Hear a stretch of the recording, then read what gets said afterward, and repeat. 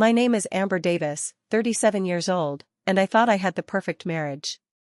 For 8 years, Scott and I built what I believed was an unshakable foundation of love and trust.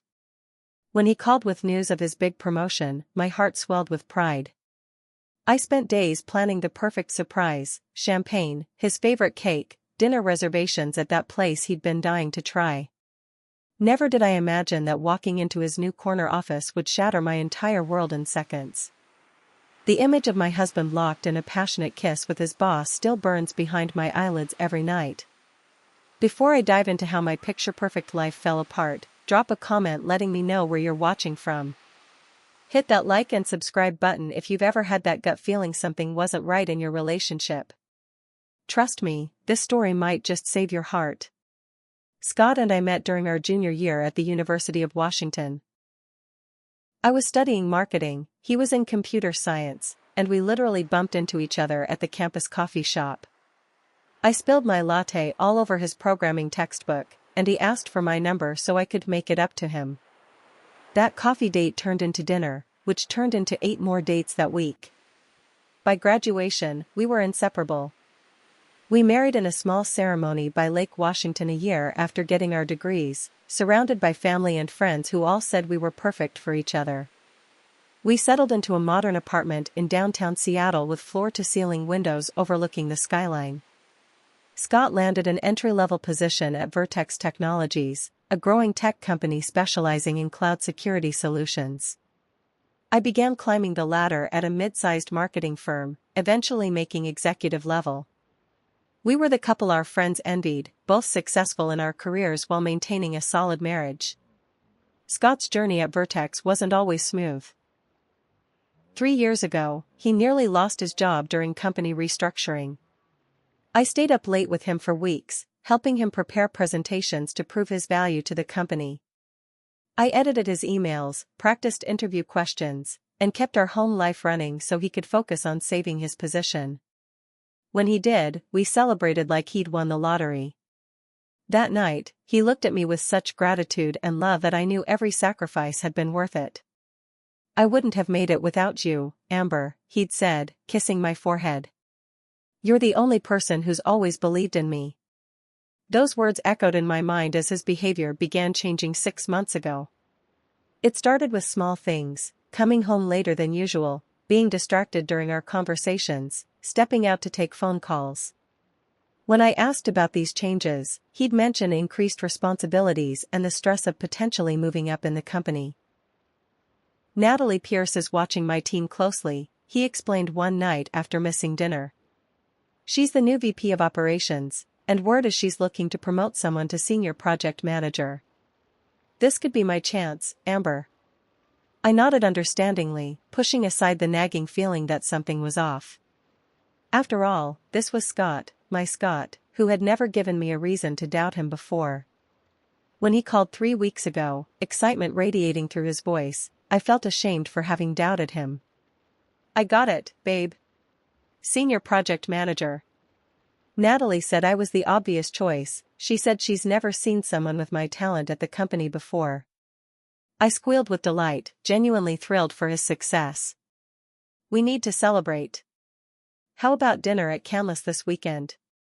"Actually, there's a team celebration tomorrow night," he said, his tone shifting slightly. "Natalie arranged it.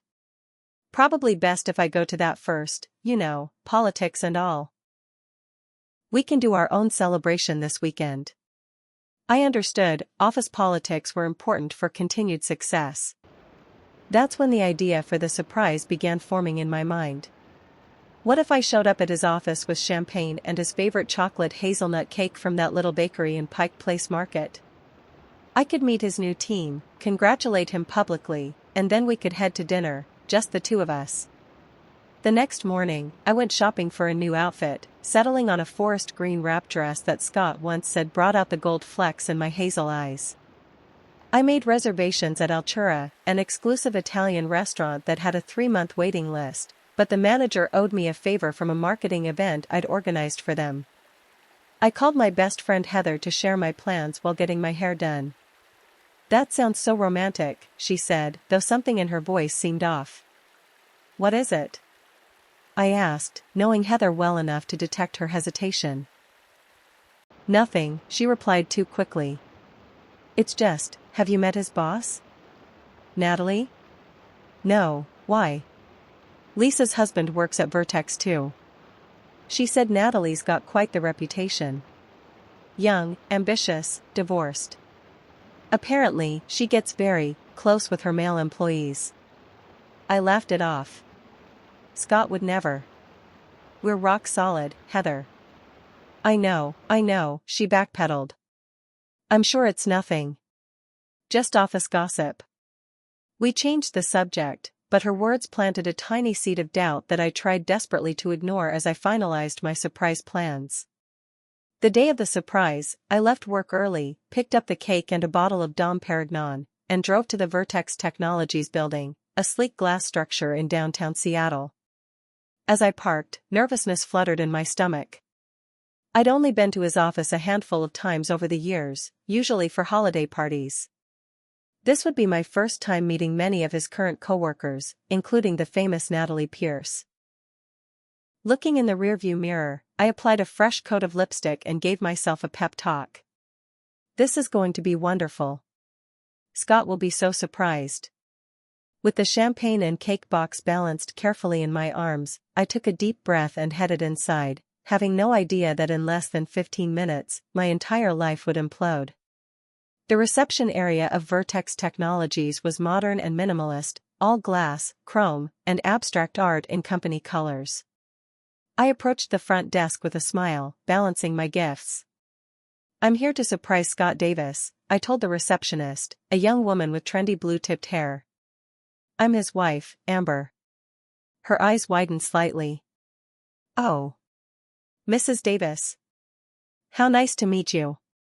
Scott's office is on the 14th floor now, he just moved there after his promotion. She issued me a visitor's badge, and I stepped into the elevator, my heart fluttering with anticipation. The 14th floor, executive territory. My Scott had really made it. When the elevator doors opened, I found myself in a hallway lined with offices. Unlike the open floor plan of the lower levels where Scott used to work, these were proper offices with actual doors, a sign of status in the tech world. A man in his early 30s looked up from his desk and recognized me from a company picnic the previous summer. Amber. What a surprise. Congratulations on Scott's promotion, he's been working toward this for years. Thanks, Greg. I'm actually here to surprise him. Which way is his new office? Greg's smile faltered for just a moment before he pointed down the hall. End of the corridor on the right. Corner office with the frosted glass. As I walked away, I heard a woman whisper to Greg, "Is that Scott's wife?" followed by a hushed shoo, that made my stomach tighten. Halfway down the corridor, I passed a break room where two women were chatting over coffee. They fell silent when they saw me, their eyes following me with what looked unnervingly like pity. Did you hear about Natalie and her new favorite? I overheard one whisper as I passed. They were in the conference room after hours yesterday. Their voices trailed off, but the knot in my stomach tightened. I clutched the champagne bottle harder, feeling the cold glass against my sweating palm. Scott's name was already on the door of the corner office, a sleek metal plaque that read Scott Davis, Senior Project Manager. The frosted glass provided privacy while still allowing shapes and silhouettes to be visible from the hallway. And there were definitely two silhouettes inside. I stood frozen, watching the blurred figures standing very close to each other. They appeared to be in conversation, heads bent toward one another. Then, one silhouette, taller, broader, unmistakably Scott, moved to embrace the other, slimmer figure. My brain scrambled for innocent explanations. A congratulatory hug from a colleague? A comforting embrace for someone upset? But deep down, I already knew. I should have knocked. Part of me wishes I had, maybe they would have separated, composed themselves, maintained the illusion a little longer. But I didn't knock. Instead, balancing the cake in one hand, I turned the handle quietly and pushed the door open. Time seemed to slow as my eyes registered the scene. Scott, my husband of 8 years, had his arms wrapped around a striking woman with sleek dark hair. His hands were tangled in that hair, their lips locked in a passionate kiss that was clearly not their first. Her body was pressed against his in a way that spoke of intimacy and familiarity. On Scott's desk, I noticed papers scattered about, as if hastily pushed aside. The champagne bottle slipped from my fingers, hitting the carpeted floor with a muffled thud. It didn't break, just rolled obscenely toward the embracing couple. They broke apart instantly, both turning toward me with expressions of shock. The woman, who I immediately knew must be Natalie Pierce, recovered first, smoothing her tailored skirt and stepping back. Scott looked like he'd seen a ghost, his face draining of all color. "Amber," he gasped, wiping his mouth in a gesture that made me physically ill. "What are you doing here?" The absurdity of his question might have made me laugh under different circumstances. Instead, I felt a high-pitched ringing in my ears as the room seemed to tilt. "Surprise," I whispered, my voice barely audible. The cake box fell from my hands, landing upside down on the carpet.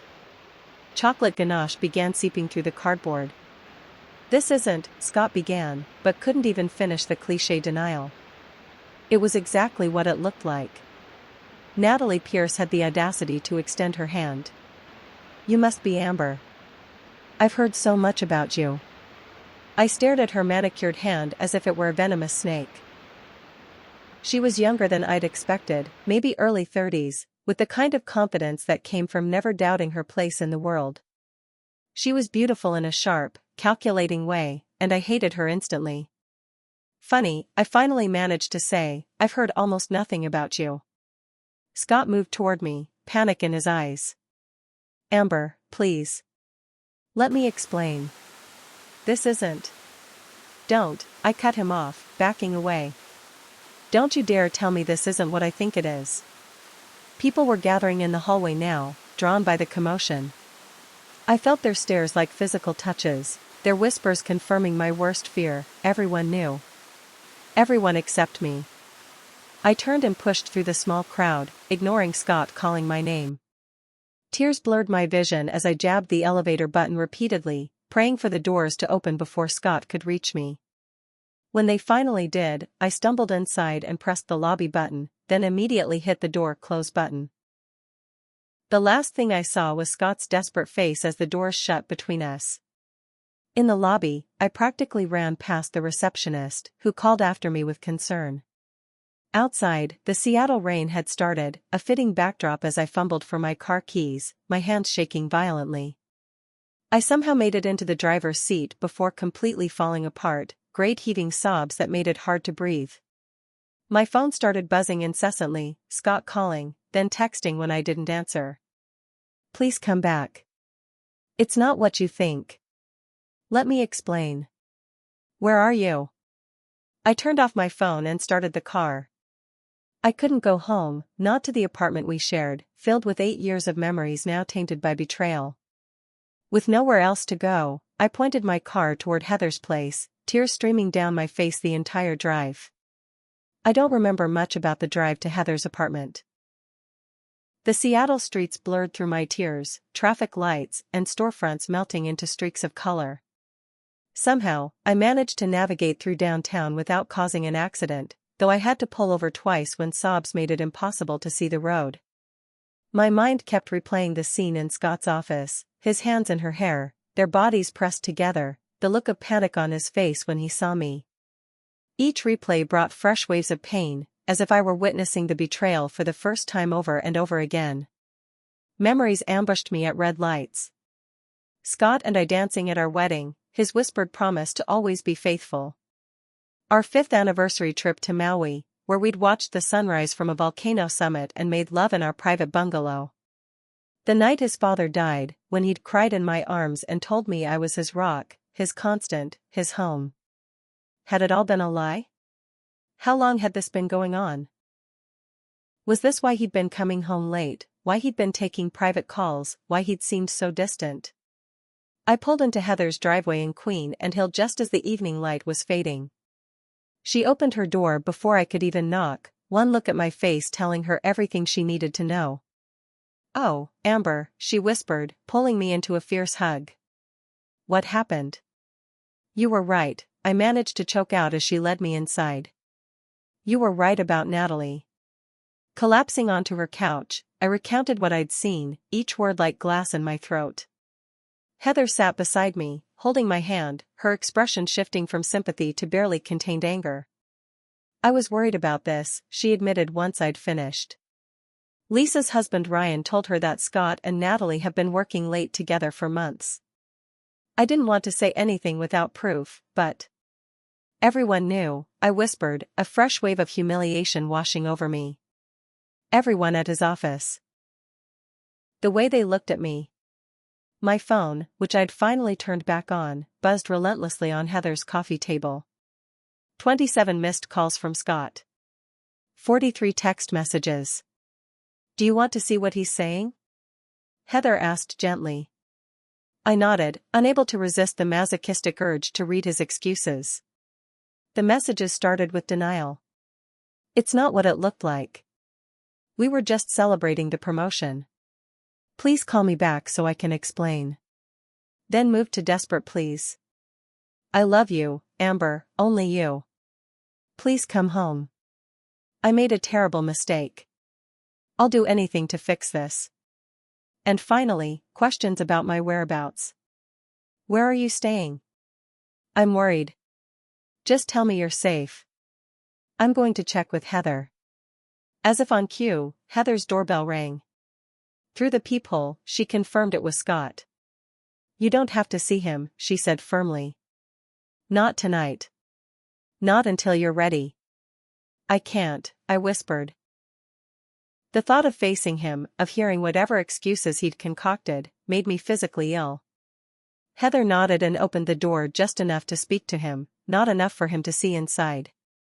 She's here, she's safe, and she doesn't want to talk to you right now, I heard her say in a tone that brooked no argument. I need to explain, Scott pleaded, his voice breaking. Amber. Please, just 5 minutes. Go home, Scott, Heather replied coldly. Give her space. You've done enough damage for one day. You don't understand. I understand perfectly, Heather cut him off. I understand that my best friend walked in on her husband kissing another woman. There's nothing else to understand tonight. She closed the door on his continued protests and returned to the couch, wrapping an arm around my shoulders. Has he been acting strange lately? She asked after a while. Any signs? I laughed bitterly through my tears. Looking back? 1,000 signs. Late nights. Secretive phone calls. A new cologne. Weekend work emergencies. God, I was so stupid. No, Heather said firmly. Trusting your husband doesn't make you stupid. It makes him a cheating asshole. There were rumors, weren't there? Before today? Things you and Lisa heard? Heather hesitated, then nodded reluctantly. Ryan told Lisa that Natalie has a history of getting involved with men she mentors. There was talk when Scott started working directly under her 3 months ago. People noticed long lunches, closed-door meetings. But it was just office gossip, Amber. I didn't want to hurt you with rumors that might not be true. 3 months, I echoed hollowly. 3 months they've been. I couldn't finish the sentence, the image of them together still burning in my mind. You can stay here as long as you need, Heather said, squeezing my hand. The guest room is yours. That night was the longest of my life. I lay in Heather's guest bed, staring at the ceiling as moments from my marriage played like a movie in my mind. Each memory now had a question mark attached to it. Was he already seeing her when we celebrated our anniversary last month? Was he thinking of her on our weekend trip to Portland? How many times had he come home from her bed to mine? The pain was physical, a crushing weight on my chest, a vice grip around my heart. Sometime around 3 a.m., I found myself in the bathroom, dry heaving over the toilet, my body physically rejecting the betrayal my mind couldn't process. By morning, exhaustion had dulled the sharpest edges of my pain, leaving a hollow numbness in its place. I checked my phone to find another dozen messages from Scott, including one sent at 4:17 a.m. I know you won't believe me right now, but what you saw wasn't the real me. I love you. Only you. What happened with Natalie was a mistake, the biggest mistake of my life. Please come home so we can talk. I set the phone down without responding. The Scott I thought I knew, the man I'd loved and trusted for 8 years, would never have betrayed me this way. So who was the real Scott? The devoted husband of my memories, or the man I'd caught in his boss's arms? I had no answers, only questions that multiplied with each passing hour. But one thing was becoming increasingly clear: the life I thought I had, the marriage I'd believed in, had been built on quicksand. And I was only just beginning to sink. After 24 hours at Heather's, I knew I needed to face Scott. Not for closure, it was too soon for that, but to collect some of my things and confront the reality of what had happened. Heather offered to come with me, but this was something I needed to do alone. Call me if you need backup, she insisted, hugging me at her door. And remember, you have nothing to be ashamed of. He's the one who broke your trust. I nodded, summoning courage I wasn't sure I possessed. I'll just grab some clothes and my laptop. I won't stay long. The drive to our apartment felt surreal, like I was navigating through someone else's life. Nothing looked different, the same skyline, the same streets, the same building where we'd lived for the past 4 years, but everything had changed. Scott's car was in its usual spot. Of course he hadn't gone to work today. I wondered if Natalie was calling him, wondering where he was. The thought sent a fresh wave of nausea through me as I parked. He must have been watching for me because the apartment door opened before I could use my key. Scott stood there looking absolutely wrecked, unshaven, hair disheveled, wearing the same clothes from yesterday. The sight of him hit me harder than I'd expected, a physical ache blooming in my chest. Amber, he breathed, relief washing over his face. Thank God. I'd been so worried. I pushed past him into the apartment, keeping physical distance between us.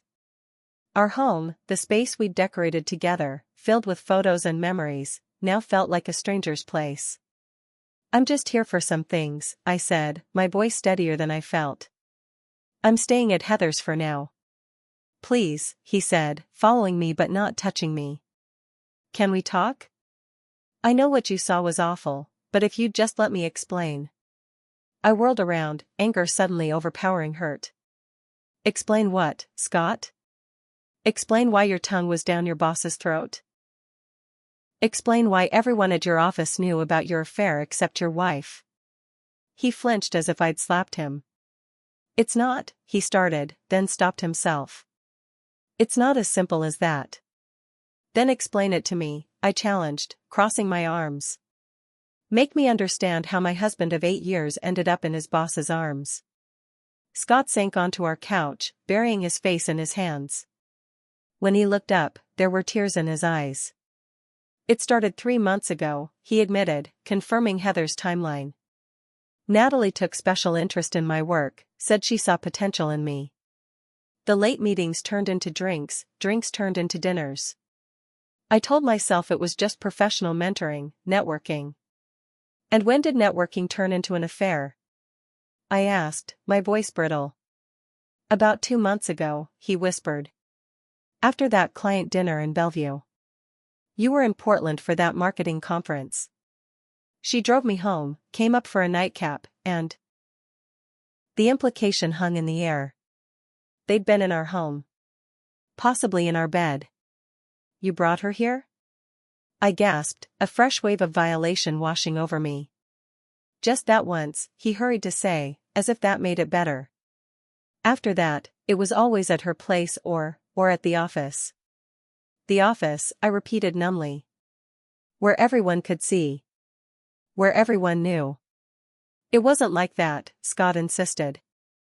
We were discreet. A harsh laugh escaped me. Clearly not discreet enough, since I walked in on you. Since everyone seems to have known except me. The promotion was real, he said suddenly, desperately. I earned that. It wasn't because of us. Are you sure about that, Scott? Because from where I'm standing, it looks like you slept your way into a corner office. His face flushed with anger. That's not fair. I worked my ass off for years. You know how hard I've worked.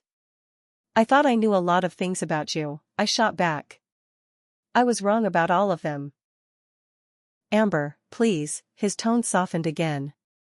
What Natalie and I have, it's just physical. It doesn't mean anything. It's you I love. It's always been you. Something inside me snapped at his words.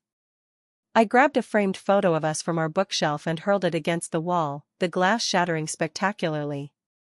Just physical? I shouted, rage taking over.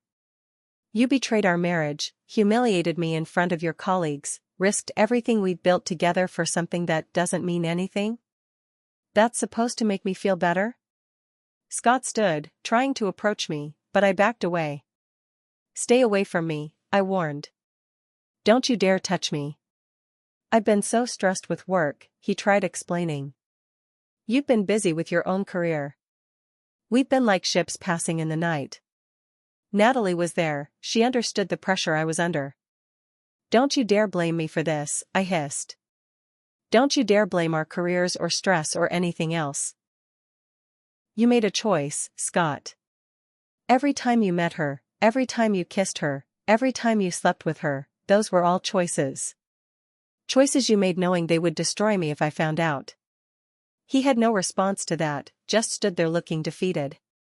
How many times? I asked, needing to know but dreading the answer. How many times were you with her? I don't know, he admitted. A dozen? Maybe more. Each word was another knife in my heart. I turned away, moving toward our bedroom to pack a bag, when his phone chimed on the coffee table. We both froze. The notification preview was visible on the screen. Natalie, where are you? We need to talk about what happened. Call me. Scott lunged for the phone, but I was faster. A primal need to know the full extent of their relationship overcame me as I swiped to unlock his phone. He'd never changed his passcode, my birthday, which now seemed like another betrayal. Amber, don't, he pleaded as I opened his messages with Natalie. What I found was worse than I'd imagined. Not just explicit texts arranging their meetings, but intimate conversations. Inside jokes. Complaints about me. Plans for their future. You told her I was controlling? I whispered, scrolling through message after devastating message. You told her we hadn't been intimate in months? That's a lie. I was trying to justify it to myself, he said weakly. I needed to make you the villain somehow. I continued reading, each message confirming that this wasn't just a physical affair, it was an emotional relationship that had been developing right under my nose. You told her you were thinking of leaving me, I said, finding the most painful message of all. 3 weeks ago. You were discussing how to let me down easy after the holidays. Scott closed his eyes, unable to deny what was in writing. I was confused. I didn't mean it. But you said it, Scott. You planned it. I set his phone down, suddenly exhausted. Does she know you're trying to fix things with me now? Or are you lying to her too? He had no answer, which was answer enough. I moved past him to our bedroom, pulling out a suitcase and methodically packing enough clothes to last a week. Scott hovered in the doorway, watching helplessly. What can I do? He finally asked. I'll do anything. Counseling, therapy, whatever you want. I'll cut all contact with Natalie, even if it means losing my promotion. I'll find another job. I zipped my suitcase and faced him. I need you to leave me alone.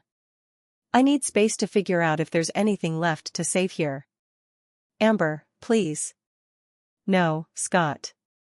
You've been lying to me for months. You don't get to dictate the terms now. I'm taking my things and going back to Heather's. I'm blocking your number. If you come there, she won't let you in. This is our home, he protested weakly. This was our home, I corrected him. Now it's just a place filled with lies. I wheeled my suitcase past him, grabbing my laptop and chargers from the living room. At the door, I paused and turned back to him. I trusted you completely, I said, my voice breaking despite my best efforts. That's what hurts the most. Not the sex, not even the emotional intimacy you shared with her. It's that every day for the past 3 months, you looked me in the eye and lied. You let me believe in something that wasn't real. How do I ever trust anything again after that? Scott had no answer, just tears streaming down his face. I left without another word, closing the door on the life I thought we had. In my car, I blocked his number before pulling away from the curb. It was a small act of self-preservation, the first of many decisions I would need to make in the coming days and weeks. The future stretched before me, unwritten and terrifying, but one thing was certain, nothing would ever be the same again. The following week passed in a fog of grief and disbelief. I took emergency leave from work, unable to focus on marketing strategies while my personal life imploded. My boss, Diane, had been understanding, more understanding than I'd expected. Take all the time you need, she'd said after I gave her a sanitized version of events. These things happen to more of us than you'd think. Her words suggested she'd walked this path herself, but I didn't have the emotional energy to ask. Despite blocking Scott's number, he found ways to reach me, emails, messages through friends, even a handwritten letter slipped under Heather's door. I read none of them, each attempt at contact feeling like picking at a wound that had barely begun to scab over. On day 5 of my self-imposed exile, my sister Jessica flew in from Chicago. She arrived at Heather's door with a suitcase in one hand and a bottle of expensive tequila in the other. Reinforcements have arrived, she announced, pulling me into a fierce hug. I've taken 2 weeks off. I'm not leaving until you're okay, or at least until you can fake it convincingly. That night, with Jessica and Heather flanking me on Heather's couch, I finally allowed myself to completely fall apart. Between sobs and shots of tequila, I poured out every detail, every fear, every humiliating moment of discovering Scott's betrayal. I keep thinking I should have known, I confessed, staring into my glass. There were so many signs. Stop that right now, Jessica said firmly. This is not your fault. You trusted your husband, as you should have been able to do. But everyone else seemed to know.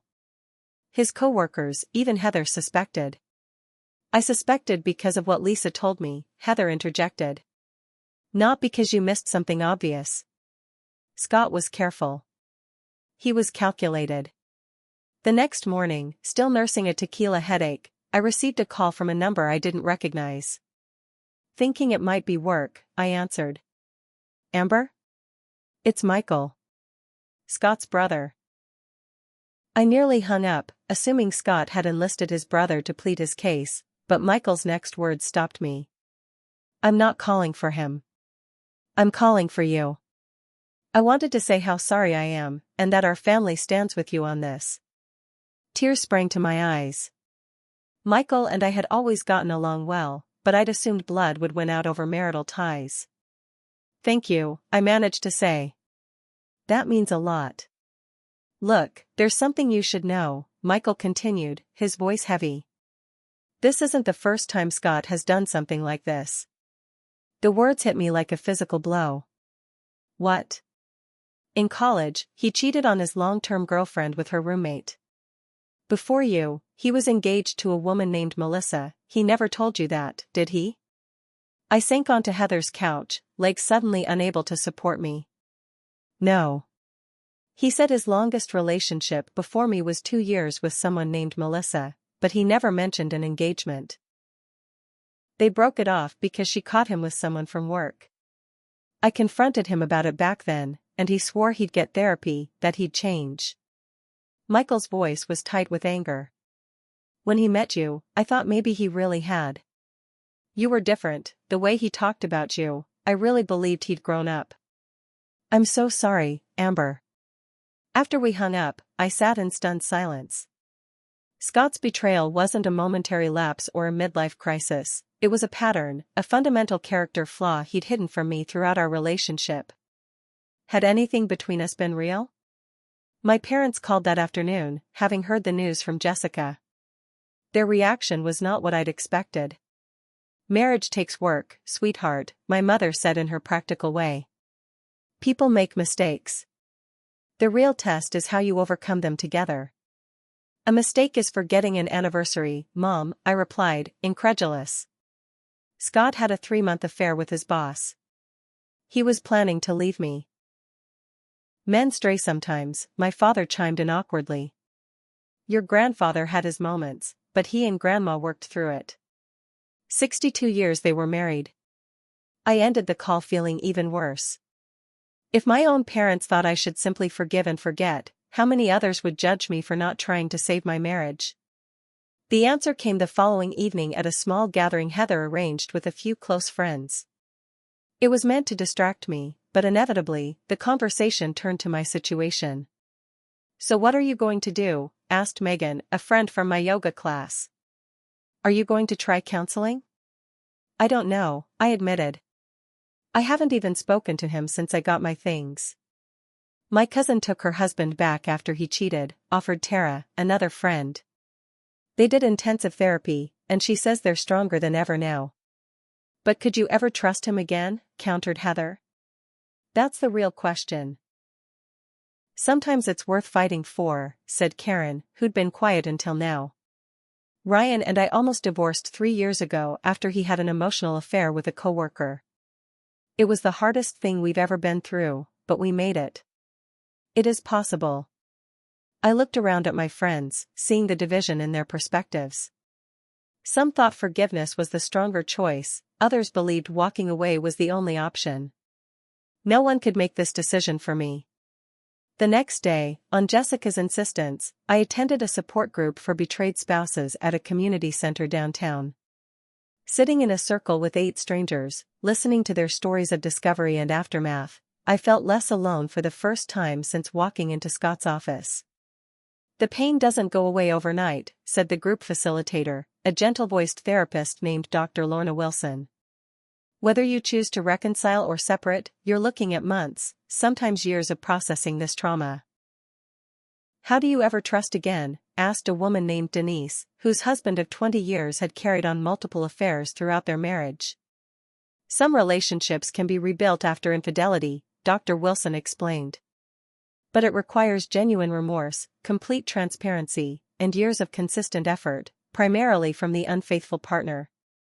And even then, the relationship is forever changed.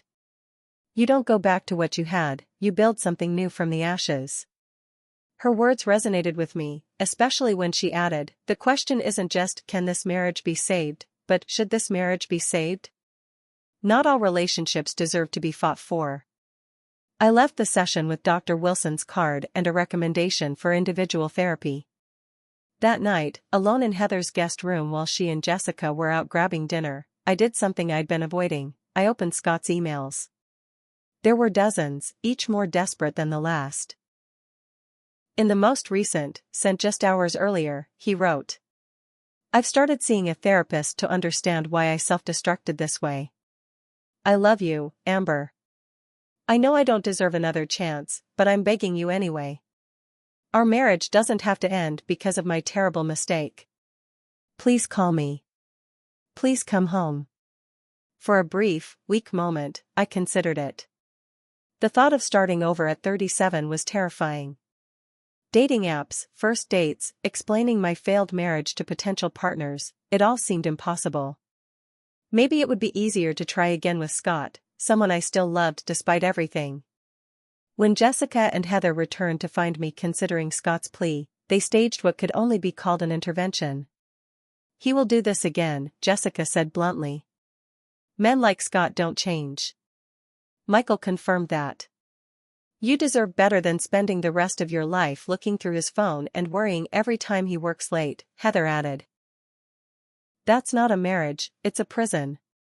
They were right, of course. But that night, lying in bed, I hit my lowest point yet. The weight of everything, the betrayal, the lies, the humiliation, the uncertainty of my future, crushed down on me until I could barely breathe. I curled into a ball, sobbing until my throat was raw, wondering how I would ever put the pieces of my life back together. In that darkest moment, I remembered something from the support group. A man whose wife had left him for his best friend had said, "Some days, all you can do is survive until bedtime. And sometimes, that's enough." Tonight, survival would have to be enough. Tomorrow would bring its own challenges, but also the first fragile steps toward whatever came next. 2 months after discovering Scott's affair, I sat across from Grace Torres, a divorce attorney with a reputation for being both fair and formidable. The office walls were lined with law books and framed credentials, projecting exactly the kind of confidence I needed. "Based on what you've told me, we have a strong case," she said, reviewing the notes from our conversation. "Infidelity doesn't impact division of assets in Washington state the way it does in some others, but his admission of the affair in writing gives us leverage in negotiations." I nodded, still struggling to accept that we were actually here, discussing the dissolution of what I'd thought was a lifetime commitment. "And you're certain about this?" Grace asked, studying me carefully. "No interest in reconciliation?" "I'm sure," I replied, more confident than I'd felt in weeks. "I've had time to think, and I know this is the right decision." What I didn't tell her was how I'd reached this certainty. A week earlier, I'd received an anonymous email from someone at Vertex Technologies with screenshots of conversations between Scott and Natalie. Their relationship hadn't ended after I discovered them; if anything, it had intensified. There were discussions about their future together once the divorce drama was behind them. In one particularly painful exchange, Scott had complained that I was overreacting to what he called a few months of fun. Those screenshots had been a gift, in a way. They'd killed any lingering hope that Scott truly regretted his actions or that our marriage could be salvaged. As Grace outlined next steps, my phone buzzed with a text from Lisa, the friend whose husband Ryan worked at Vertex. "You won't believe this. Scott and Natalie just went public at work. She's been promoted to VP of Operations, and he's following her as her direct report. They're not even pretending it's not inappropriate. Ryan says HR is getting complaints." I showed the message to Grace, who raised an eyebrow. "This could be useful," she noted. "Document everything." After leaving Grace's office, I did something impulsive. Instead of turning toward Heather's neighborhood, where I was still staying, I drove to Vertex Technologies. Not to confront Scott, I'd said everything I needed to say to him, but to meet with someone else. "Ms. Davis?" The HR director, Vanessa Chen, greeted me in the lobby. "Thank you for reaching out. Let's talk in my office." In a conference room with Vanessa and the company's legal counsel, I laid out what I knew: the timeline of Scott and Natalie's affair, the promotion that followed, the current reporting relationship that violated company policy. "I'm not here for revenge," I explained, maintaining my composure. "But other employees are uncomfortable with the situation, and frankly, it reflects poorly on Vertex's corporate culture." "We take these matters very seriously," Vanessa assured me. "May I ask what outcome you're seeking here?" "Justice," I said simply. "Whatever that looks like according to your policies." I left the meeting feeling lighter than I had in months. Not because I expected Scott to be fired, though that was a possibility, but because I'd finally taken control of my narrative. I was no longer just the betrayed wife, I was a woman standing up for what was right. That evening, I met with a real estate agent to discuss selling our apartment. The Seattle market was hot, and my name was on the deed alongside Scott's. Grace had advised starting the process now, before divorce proceedings complicated matters. "You should be able to get enough from your half to make a down payment on something smaller," the agent explained. "Condos in Capitol Hill are particularly good investments right now." The thought of my own place, a fresh start, a space that had never been tainted by betrayal, was surprisingly appealing. For the first time, I allowed myself to imagine a future that didn't include Scott, and it wasn't as terrifying as I'd once thought. My personal transformation continued in other ways. The emergency leave from work had evolved into a part-time arrangement while I got back on my feet, but during a check-in with my boss Diane, an unexpected opportunity arose. "Westlake Marketing is looking for a marketing director," she mentioned casually. "It would be a step up for you. Better salary, more creative control." Westlake is your competitor, I pointed out, surprised. Diane smiled. Yes, and they're going to hire someone excellent whether it's you or not. I'd rather see you advance your career than lose you to burnout because you're trying to manage a divorce and a demanding job simultaneously. With Diane's blessing, I applied and was called for an interview the following week. Walking into Westlake's offices in a new charcoal gray suit. A conscious departure from the colorful dresses Scott had always preferred, I felt a confidence I hadn't experienced in months. The interview panel seemed impressed with my portfolio and ideas for their upcoming campaigns. When they asked why I was looking to leave my current position, I was honest without oversharing. I'm going through some major life changes that have made me reevaluate what I want professionally. I'm looking for new challenges and an opportunity to grow. 3 days later, they offered me the position with a 20% salary increase and a corner office with a view of Elliott Bay. I accepted immediately. Meanwhile, the situation at Vertex Technologies was unraveling.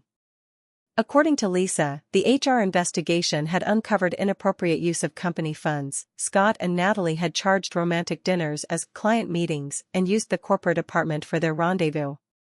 Both had been placed on administrative leave pending further investigation. Scott, suddenly facing professional consequences alongside the personal ones, grew desperate. His emails, which I now read occasionally with clinical detachment, took on an angry tone before swinging back to pleading. "This is your doing, isn't it?" he wrote in one. "You couldn't just walk away, you had to destroy my career too." Then, days later, Natalie broke things off. Said I'm too much of a liability now. "Please, Amber. I've lost everything. Can we just talk?" I didn't respond. His problems were no longer mine to solve. 6 weeks into my new job at Westlake, as I was settling into my role and my newly purchased condo in Capitol Hill, Scott appeared in the lobby of my office building. He looked terrible, unshaven, thinner, with dark circles under his eyes. 5 minutes, he begged when I tried to walk past him. "Please, Amber. I know I don't deserve it, but I'm asking anyway." Against my better judgment, I agreed to a coffee at the shop across the street. A public place where I felt safe. "I was fired," he said without preamble once we were seated.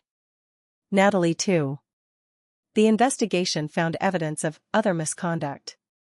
I sipped my latte, waiting for him to continue. "She ended things the day we were put on leave," he continued. "Blocked my number, everything.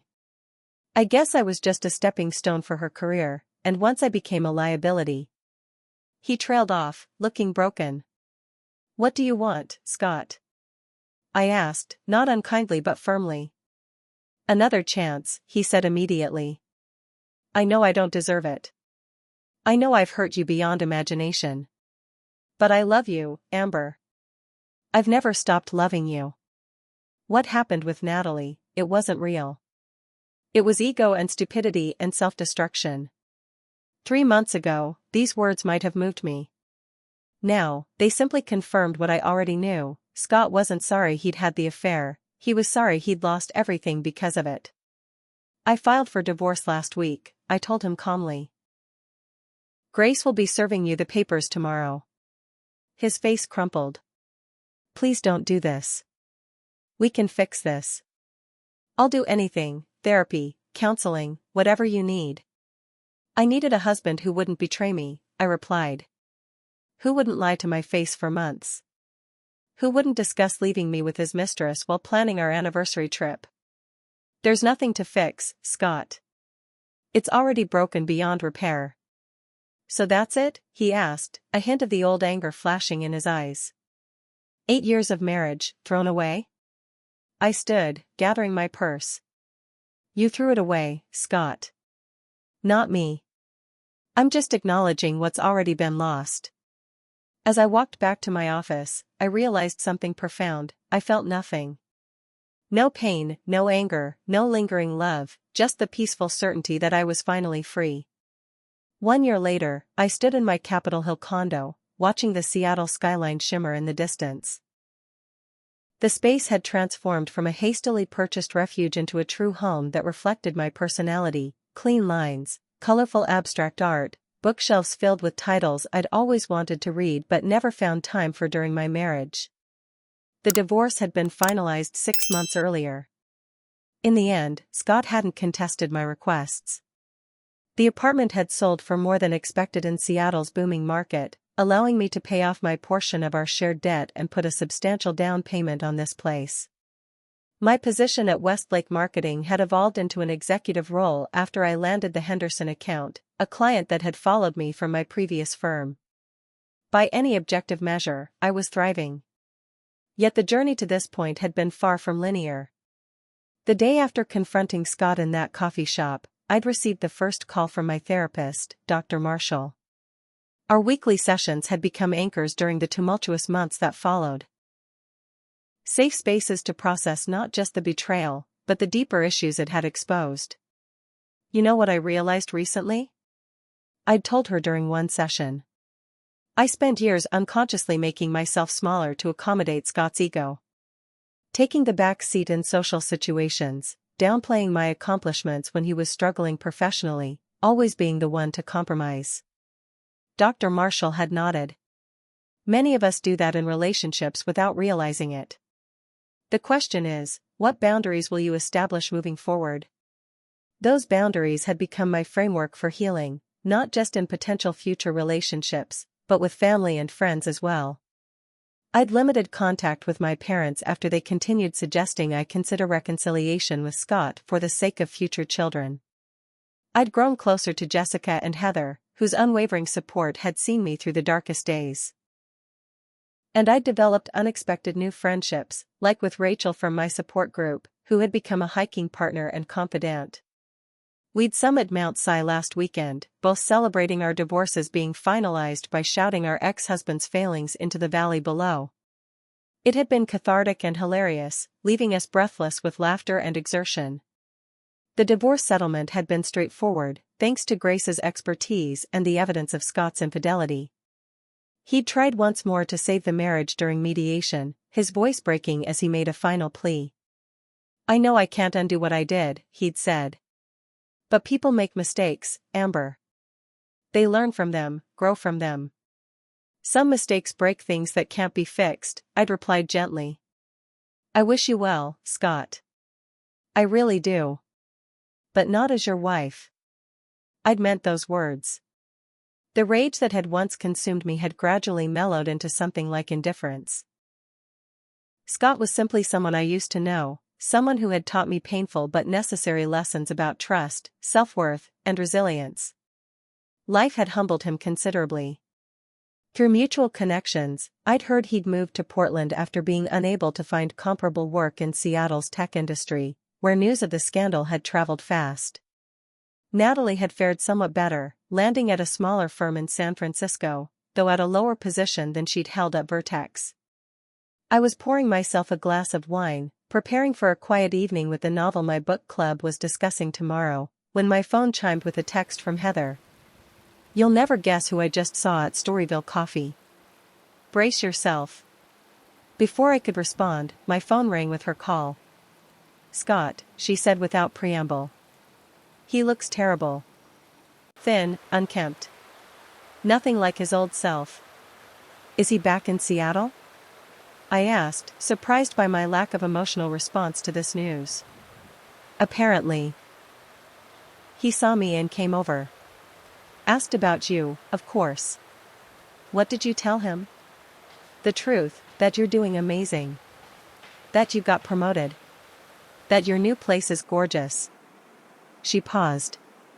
"He seemed genuinely glad to hear it, Amber. Said he hoped you'd found happiness."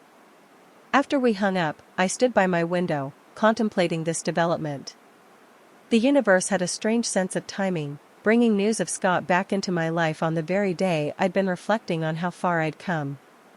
3 days later, fate took this coincidence a step further.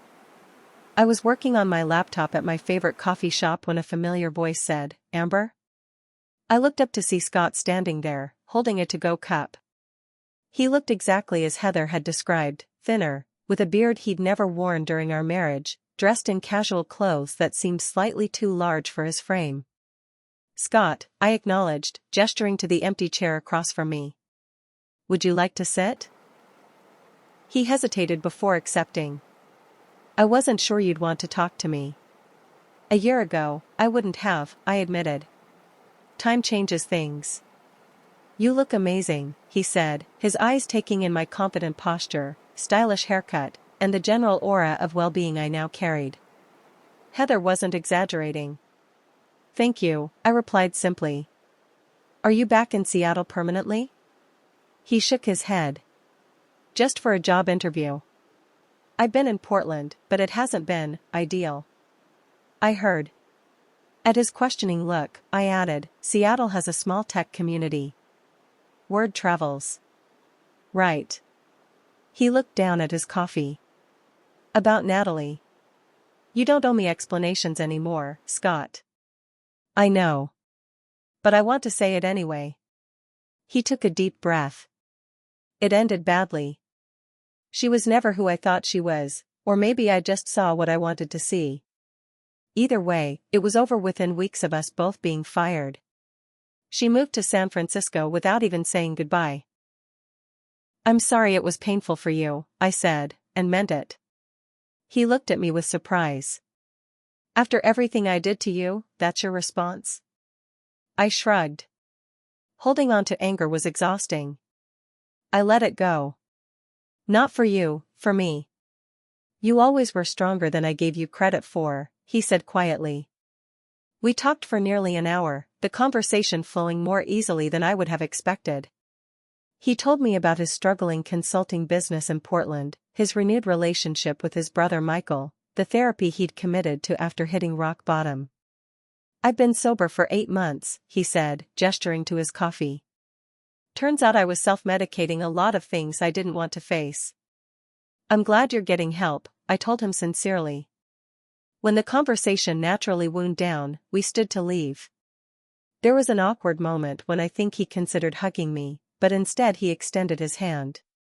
"I'm truly sorry, Amber," he said as we shook hands.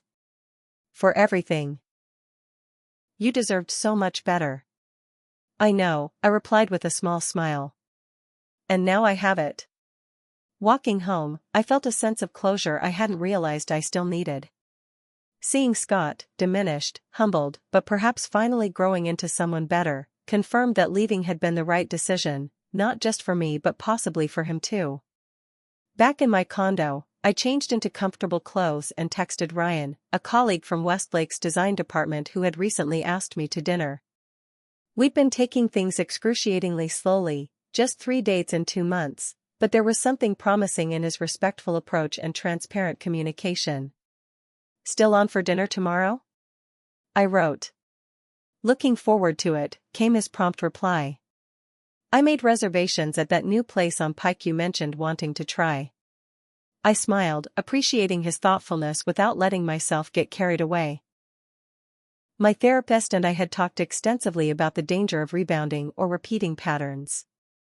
I was being cautious with Ryan, establishing clear boundaries and taking time to truly know him before investing emotionally. That evening, I attended my regular support group, now as something of a mentor to newer members still raw from discovery. After sharing my chance encounter with Scott, I reflected on the journey of the past year. The hardest lesson was learning that love isn't enough, I told the group. Trust, respect, honesty, these aren't optional extras in a relationship, they're the foundation. Without them, love is just an empty word. Later, as the meeting wound down, a woman who had joined the group just 2 weeks earlier approached me, tears streaming down her face. "I don't know how you did it," she said. "How you rebuilt your life. I can barely get out of bed most days." I took her hands in mine. "One day at a time. Some days, 1 hour at a time. And you don't do it alone." Driving home, I thought about how different my life looked now compared to my darkest moments a year ago. The pain hadn't disappeared completely, there were still moments when a memory would catch me off guard, or when doubt would creep in about my ability to trust again. But those moments no longer defined me. They were simply part of my story, a story that had taken an unexpected turn but continued nonetheless, richer and more authentic for having weathered the storm. As I parked outside my building, my phone chimed with an email notification. It was from Westlake's CEO, announcing my nomination for a prestigious industry award for the Henderson campaign. 3 years ago, I would have immediately called Scott to share the news.